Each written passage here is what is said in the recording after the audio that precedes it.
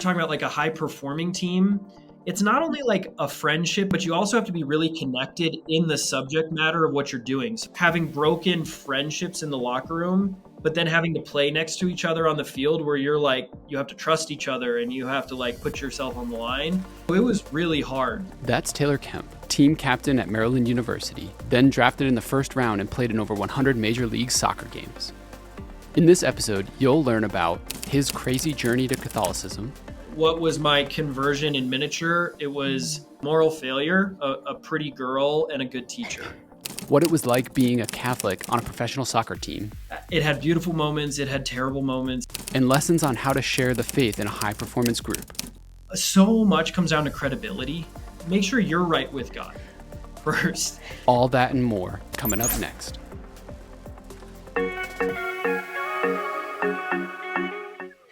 I would love to dive into that transition from general Christianity to radical Catholic.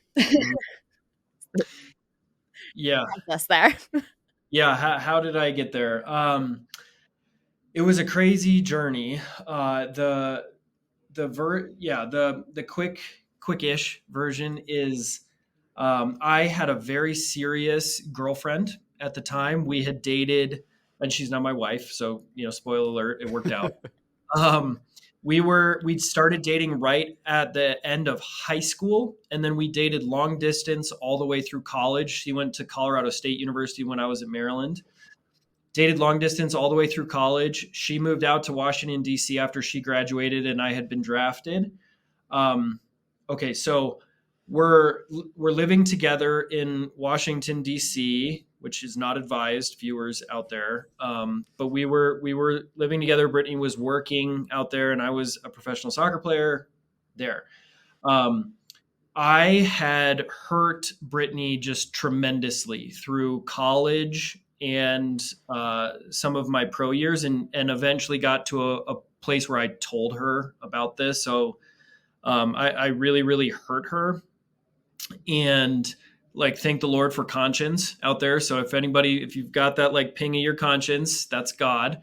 So even if it's hard, listen to it. And so thanks be to God, I did. And I eventually, kind of laid bare to Brittany some of my past infidelities. And it was it was brutal. It was like awful. Like our lives fell apart. Our relationship fell apart. And Brittany and I were really in this tortured place because we, loved each other very imperfectly, but like we wanted to figure out a way to put the pieces of our relationship back together. But we just couldn't. So we were in this place of trying to figure out how to make things work. And we couldn't do it. And we got to a place where this was in 2015. We realized like, we can't do this anymore. Like, Brittany, we got to break up. You got to move home. Like, this thing is over.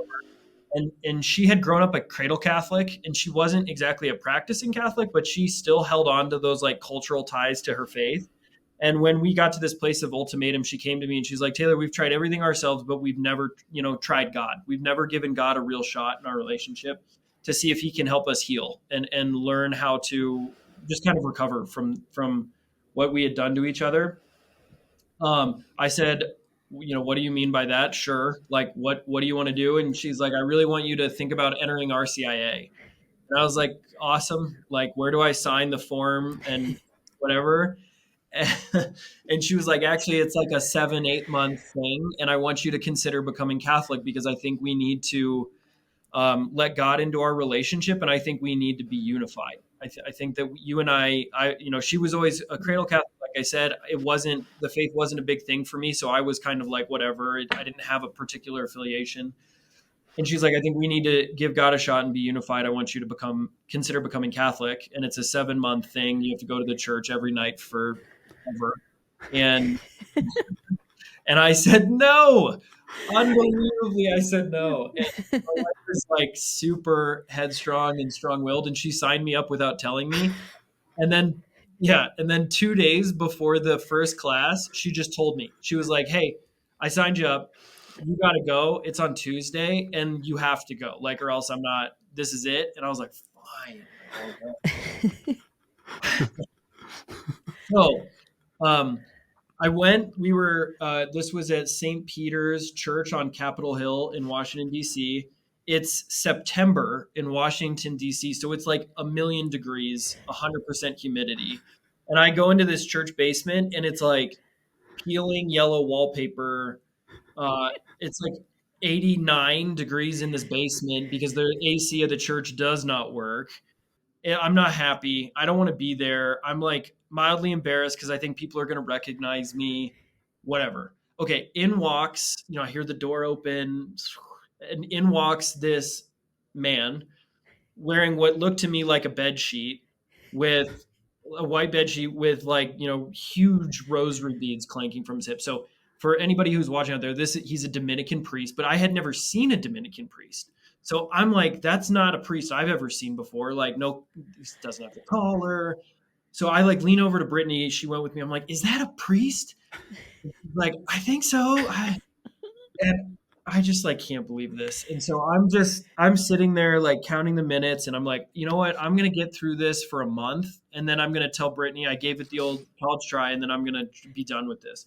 Okay, so that priest was a Dominican friar named Father Thomas Joseph White. For any of the Catholic nerds out there, he is like an excellent and well-known Catholic theologian. So he ran the Thomistic Institute, and he was head of formation, I think, at the Dominican House of Studies, and now he's the rector of the Angelicum in Rome. But he was my teacher, so he's like this unbelievable catechist, like, amazing, and I had no idea. So he sits down. I'm like skeptical of this dude and thinking, what the heck am I doing here? And he starts to teach, and like my life has never been the same. He was the best teacher. Like I said, I hadn't really grown up Catholic, so he's opening up topics I have never heard anyone talk about before. Like he's talking about our sexuality and what it's for. He's talking about the nature of sin. He's talking about original sin. He's talking about like the virtues and vices. And I'm sitting there like I'm skeptical. A couple weeks in, I'm he's onto something. Like this is pretty good stuff. Um, and a couple, probably 2 or 3 months in, I am not thinking about dropping out. I am not sitting in the back, like arms folded, kind of angrily there. I am like every week, I cannot wait to hear what he's going to say. Mm. I had never heard God explained in the way that he did. I had never heard about the person of Jesus Christ explained in this way. Like it was a whole new world, and it just completely captivated me. Um, and I would say about 6 months into RCIA, so not too far out, I'm like, not only am I going to enter the church at Easter, I'm like pretty sure I am gonna spend the rest of my life trying to learn the same things. Like this, like I just really fell in love with God. I fell in love with learning, and I didn't know it, but I really fell in love with theology and philosophy during that time. And so I had an amazing conversion experience really through RCIA. So to kind of zoom out, what was my conversion in miniature? It Mm. was absolute kind of moral failure on my end, which is a gift from God when recognized, right? Like Mm. the Lord uses these things to turn us. So moral failure, a pretty girl, and a good teacher. That's my conversion in miniature, obviously all infused with the grace of God. But it was super powerful. Like I was one of those people that you'd be like, I might not have been like the last person that you would think would become a passionate Catholic, but I was like pretty close to that. Like, so it was a really powerful, beautiful conversion. It had some, to no surprise, unbelievable effects on my life. I was suffering tremendously with like anxiety and fear being a professional athlete, like of injury or losing my spot or whatever. And that kind of cloud lifted during this time. Brittany and I's relationship started to heal. It gave us a vocabulary to understand what we had done to each other. It was incredible. And then, it brought with it just an incredible amount of challenges too, right? Like conversion's hard, conversion's messy. So yeah, I'll pause there. That was the quick version. No, this is perfect. And there were so many things that as you were talking, Oh I'm like, yeah. like I want to talk about that. I want to go there, because I think we have a lot of similarities in our stories. Both Katie and I grew up like the typical American family. Religion wasn't really a thing. We both played sports. Um, and I'm glad that you mentioned kind of in the beginning, just like, I mean, for those of you explained it a little bit, but for those who don't know, like the soccer world and what that looks like this is like the top of the top of the top. Like, unlike me, right? Like, I played soccer in high school, but I played right bench, right? Like, I was a very average Your soccer team player. won My state, team was but I was a very average soccer player on a very, very good team. So I did not play a lot. I ate a lot of snacks sitting on the bench. Um, However, I mean, the good news is, we both entered at the Air Force Academy and became officers, and I became a fighter pilot. And it turns out God gave me a lot more gifts to be a fighter pilot than to play soccer, which is actually, it's funny. We were talking about this before. We get a lot of comments of why we have this warplane in the Uh, background. It's because I was a fighter pilot, and that is part of our story. That's part of um, part of our family and who we are. But the good news is I turned out to be either just really stubborn or decently good at becoming a fighter pilot, right? So I ended up going to weapons school, which is the Air Force's version of Top Gun. Um, and I think the reason why that is important is because, and we'll talk about this a little bit, of what it's like to be Catholic on a mhm. really high performing team, right? And for you listeners out there, you're like, well, I'm not a fighter pilot, or I'm not a professional sports player, and you're like, that's okay. But I bet that you are probably part of some type of team, right? Maybe you're on a surgeon's team. Maybe you're part of a law firm. Maybe in your job, right? You're a manager. You're working with others, and there's just a reality of living as a Catholic, but also trying to share the faith. That's a really fine balance when you're working in a close knit community like that. So I wanted to ask you about what was your experience like becoming Catholic on that team? What was that like with your team members? And then how did that change as you were trying to live out the faith and share the faith? But you're trying, with people who knew you yeah. before. Yeah, it's a great question because a lot of the time conversion is very messy, because you're working a lot out in yourself, and then we're social. So then you've got your group of friends or your family, and change is hard at any level, and then especially at the deepest levels, which is what conversion is. So I would say, like, my 3 years of being, a Catholic in the locker room was messy. Like, that really is. It had beautiful moments. It had terrible moments. It was messy, and it's beautiful because this, I would say, is really captured well in the story in the Gospel of John, chapter 9, with the man born blind. And, like, I don't expect everyone to have that top of mind. So, like, a quick recap is Jesus encounters this man. He's born blind. He heals him, and then there's a like the religious leaders at the time are trying to figure out what's going on with this guy. So they're talking to his parents. They're talking to his community. And one of the great lines in here that I think is so beautifully, it's divinely revealed for the nature of conversion, is the community, the people that knew this man, they say, that's him, or it's like him, but like, they can't tell.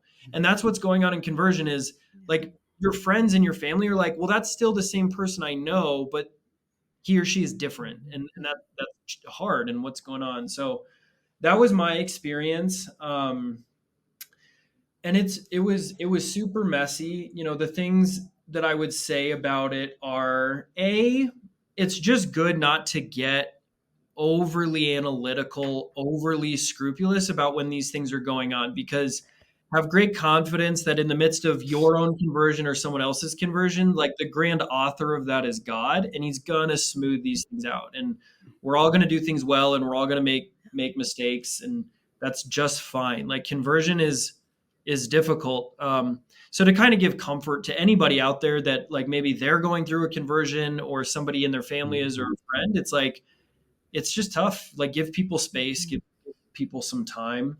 I was that guy that, passionate conversion, and I was like, I'm starting a Bible study tomorrow.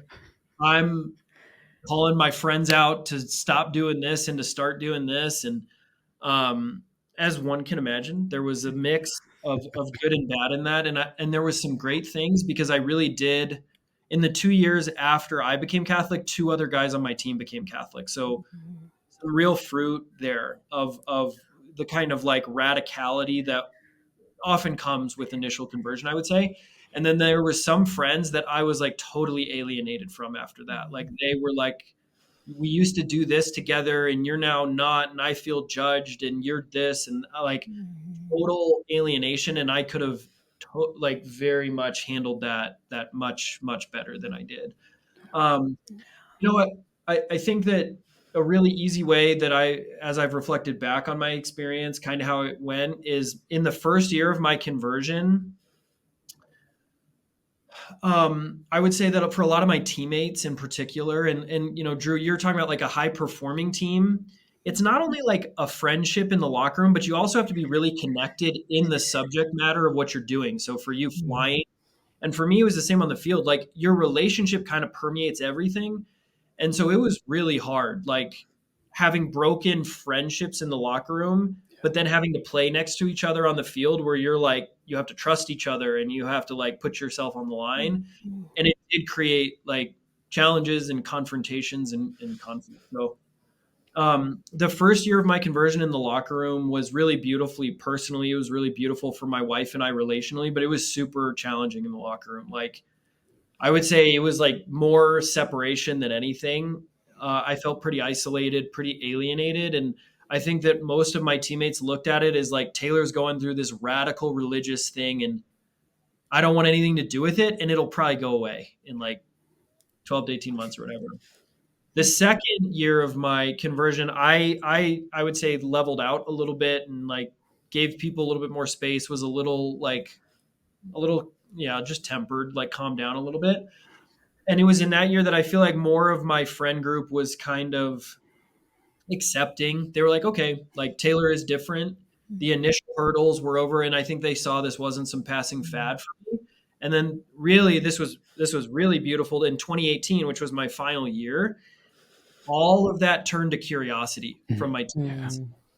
Um, they actually like deeper friendships took place of the older superficial ones.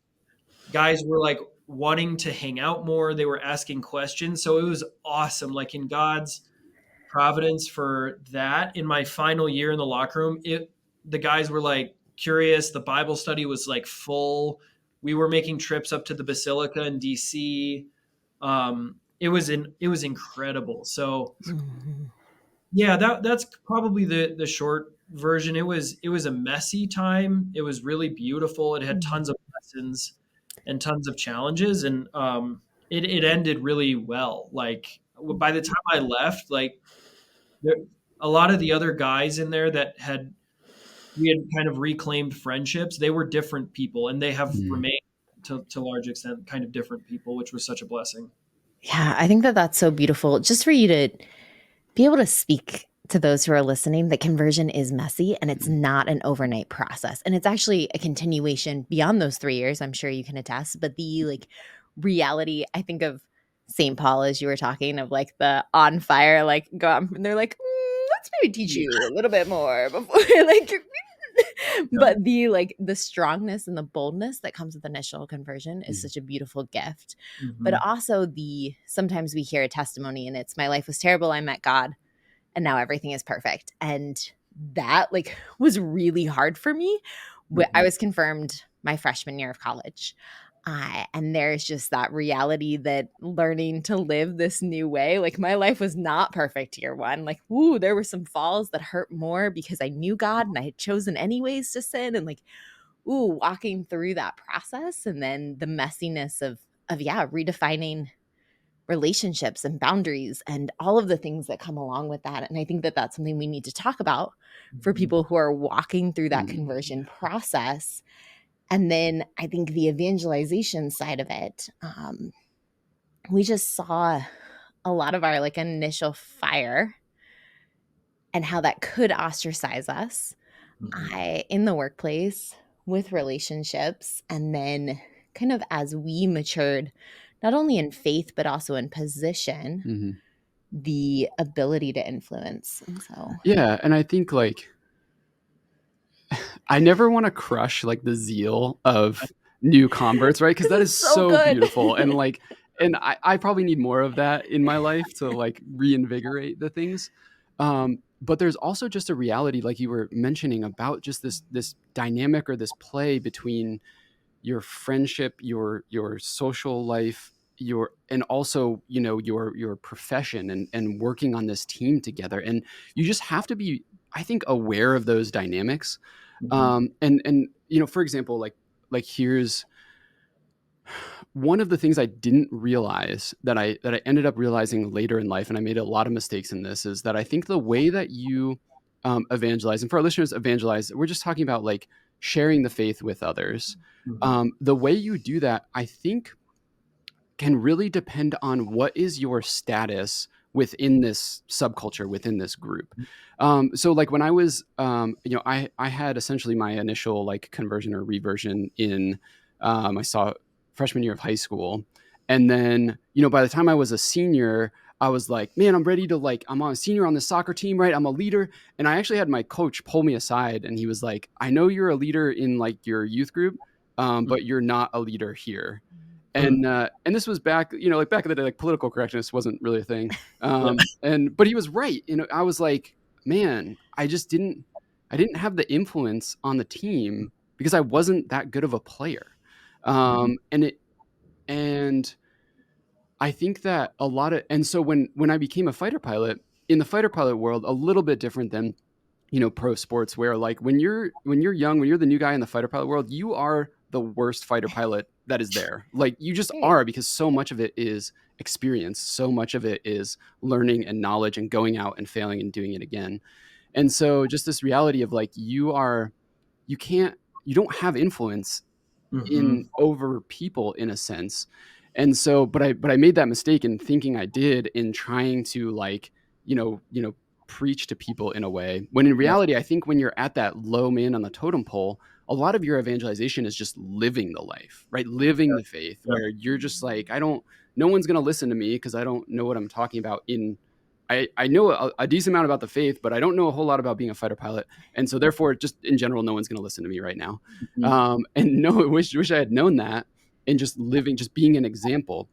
And it Mhm. wasn't until a couple years down the road where I started to become an instructor pilot, and I went to weapons school. And now I'm not only am I becoming competent in the craft, this profession that the Lord has called me to, but now all of a sudden, now I've got people under me that either I'm in charge of, or that look up to me. And now there are these young guys that are looking at me going, hey, I actually don't, like, I want to go out to dinner with everyone, but like I don't want to go to that establishment that everyone is going to afterwards. Like, can I hop in the car with you and go home? And you're like, yeah, dude, of course.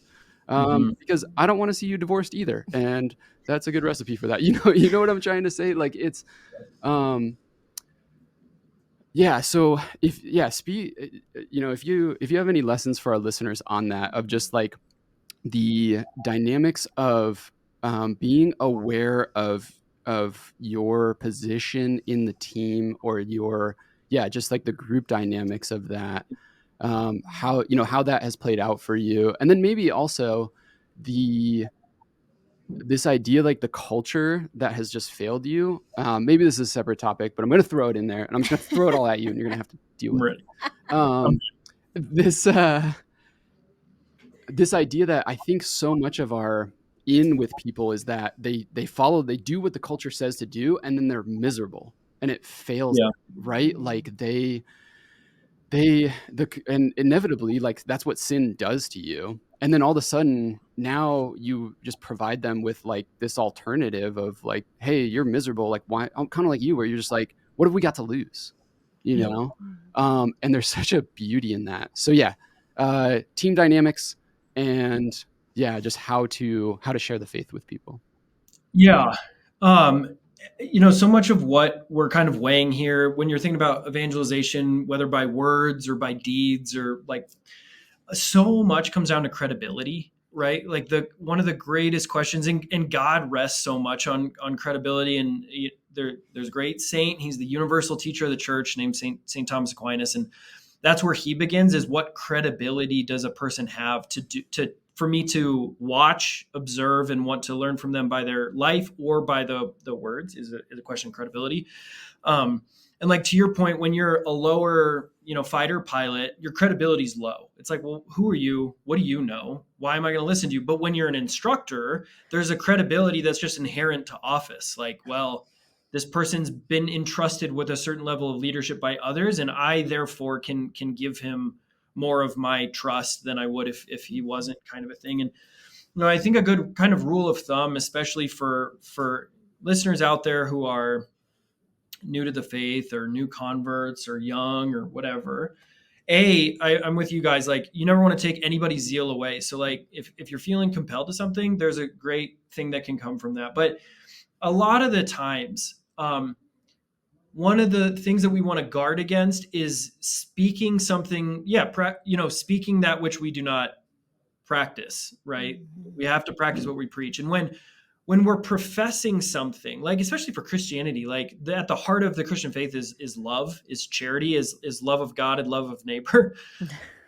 If we are preaching that message and yet our actions don't align, you just undermine your own credibility. People aren't going to listen to you. So if they're perceiving a way in which you're acting or conducting yourself that's not lining up, that's not going to go well. So it's safer to focus more on our life before we focus on the art of evangelization by way of words. Is, hey, make sure you're right with God first. And that'll go a long way when the day comes when you have those genuine opportunities to share the faith with a friend or a crowd or a talk or this or that. It's like, because no matter what, when you're up in front of anybody, whether that's like a talk or you're sitting down at coffee or it's at the dinner table, the question people are immediately going to be asking is, who are you? What, why should I listen? And if your life has a witness of joy and peace and patience and charity, the fruits of the Spirit, like St. Paul says, there's going to be something in them that's like, I want what he or she has. And so they're going to want to listen. Or when in a more official sense, like for me, by the time I left, I was a leader in the locker room. I had been there for a while. I had co-captained the team. I had played a lot. So for a lot of the guys, there was an inherent trust. But that wouldn't have been there when I was younger. And so it would have been better for me at the time, I think, to just kind of humbly live differently. People always notice that. And, Pope, I'm sure you guys have heard it. Pope Paul VI has a great quote that modern man listens more willingly to witnesses than teachers. And if he listens to teachers, it's because they are first witnesses, meaning we live in an age of credibility. We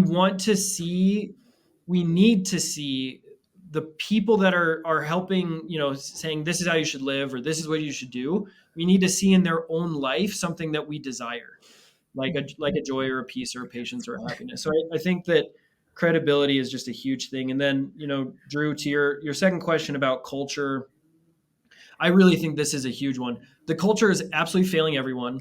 People are miserable. Mental health rates, we're in a mental health crisis in the country. Suicide rates are high. Everything. We're in a tough spot in American society, really Western society, but certainly here in America, which is really an opportunity for Christians, because people are coming to a place where they're miserable. They don't know what to do. They don't know where to go. Their life lacks purpose, and there's no better answer than Christianity. But the best way to communicate that is to live differently, to have the abiding peace of Christ. And I do think we're in an age where there's more and more, especially young people, are going to recognize how bankrupt the vision of modernity, the vision of culture in America, popular culture today is, and they're going to be looking for alternatives. And so I really think our task is individual personal faithfulness to Christ. And that'll play out very mysteriously. But I do think that we're in a really sad time, but an opportune time, because that's where Christianity shines, is when there is darkness. And there is a cloud of darkness in America today, for sure. Yeah. Yeah.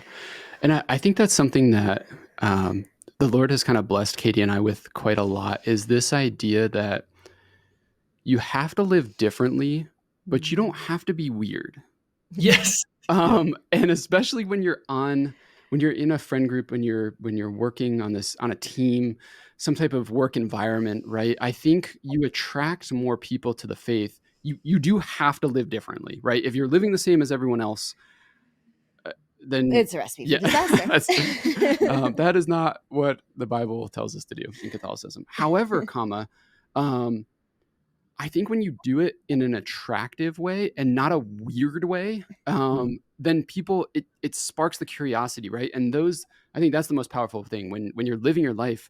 Someone's a train wreck, and they look at you and they're like, "Dude, your marriage seems like really awesome, and my relationships are terrible. Like, Yep. can you help me out?" And that's the door, that's the in. And I'm glad you talked about America and just the state that we're in right now, because I think that's a perfect segue into kind of our next part of this interview that's talking about the state of the church in America.